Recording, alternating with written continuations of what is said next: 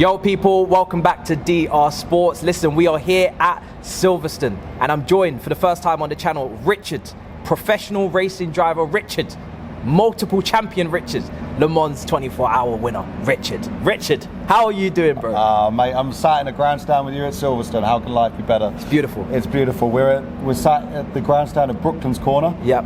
My opinion, the most exciting spot for overtaking on the whole circuit. Yep. Grand Prix coming up. Looking forward to it. And we're here to get into our top 5 things that we love about Silverstone. And obviously we've been out here throughout the day and it's breathtaking. We've been going around, racing in the car. You ready? I'm ready. Let's go. Let's go. Yes, come on.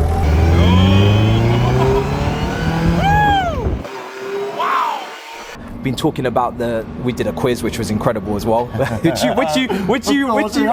won't spoil the results, but make sure you subscribe to On Track GP if you want the results of the quiz as well. But talk to me about what's the first thing you want to list off in your favourite thing about Silverstone, I guess. Honestly, the thing I like the most about this place, coming to the Formula One, it's a proper party. I mean, it's the one thing the Brits really know how to do better than any nation on the earth. I'm sorry, but it's just a fact. Like we know how to have a good time, and we've got concerts throughout the event, bars everywhere, everyone's having a good time. It's going to be 400,000 people over the weekend.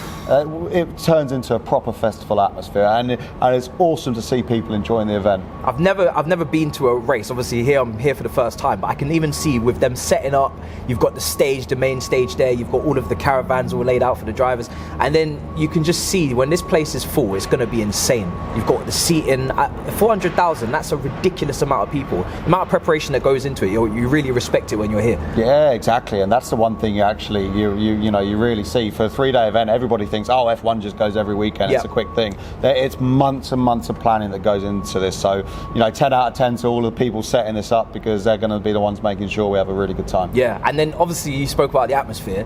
When you've got as many British drivers on the grid as we do in terms of Lando Norris, you've got Lewis Hamilton, you've got George Russell. Previously we had Jenson Button, many other greats as well.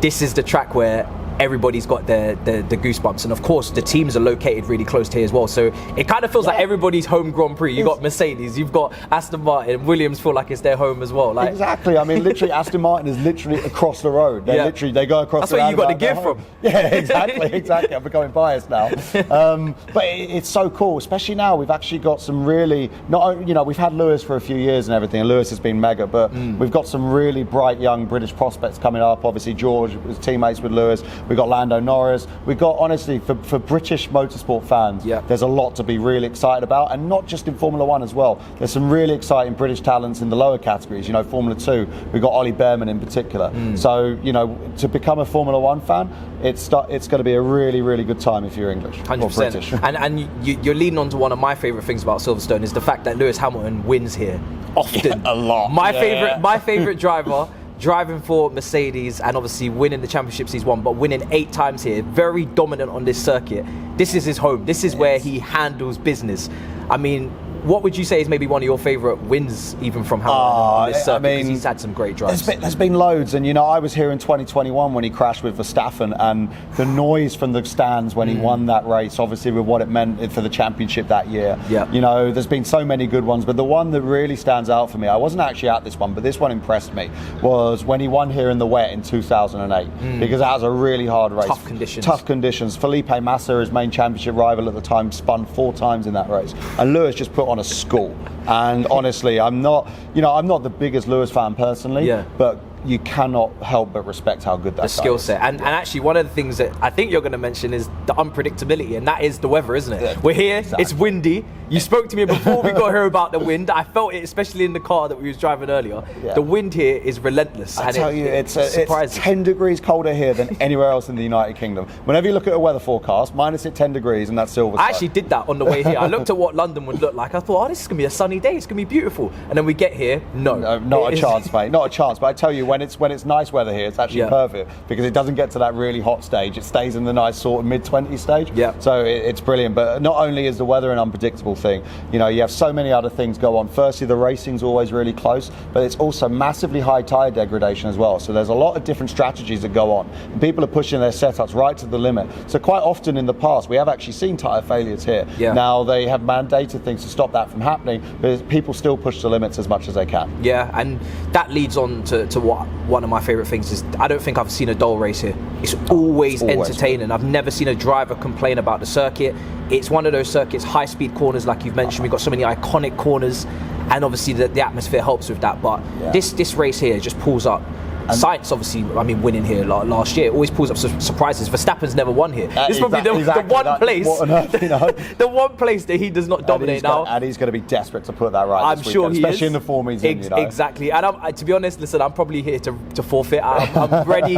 I'm ready to accept that Max is most likely going to win on this track for the first time. But it is always entertaining, and you just, like you said, that just leans into the unpredictability. And you driving here yourself, you'll know that. Yeah. Well, the other thing is with this place is, I've been very, very fortunate to drive hundreds of circuits all over the world. And honestly, Silverstone will always be in my top 3. And in fact, the other 2 circuits in my top 3, which are Austin and Suzuka, are very, very similar to Silverstone. Drivers love these high-speed corners. They love the commitment it requires. They love the confidence you've got to have in the car to be able to take them, especially on a quali lap here.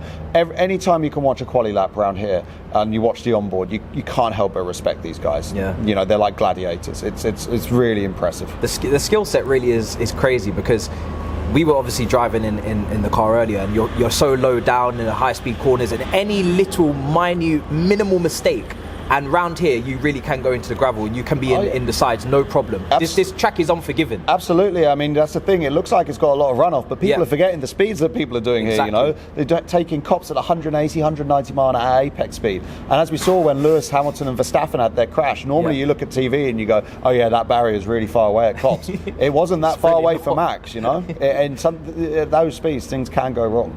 I mean, for me, I'm buzzing for the weekend coming up, not mainly because obviously the title race is kind of clear what's going to happen, but the fight just behind, for everybody that's tuning in and maybe is new to Formula One, the fight behind the Red Bulls is crazy. Like, we've got more competition than ever in that midfield battle, you can call it, the upper echelons of midfield. I want to call it. It's exactly. I think we're being spoiled a little bit. It's constant. I think Canada showed that in particular. Obviously, you'd say Ferrari, Merc, and Aston Martin are a little bit ahead of the rest, but anywhere below that, you have no idea what's going to happen. So even if Max scampers off into the lead, I'm telling you now, keep your eyes glued, because there is going to be some carnage in the midfield.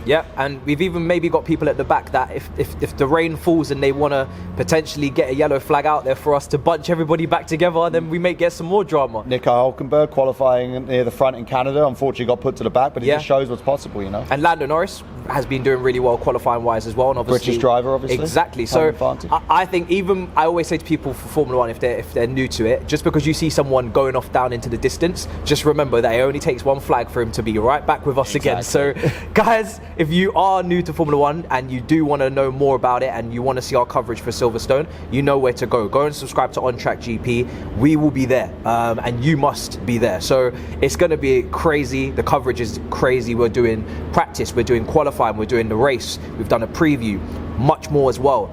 And like I said, the quiz results, which I'm actually proud of myself. So it was competitive. So until then, smash up the like, subscribe, and we'll see you guys next time.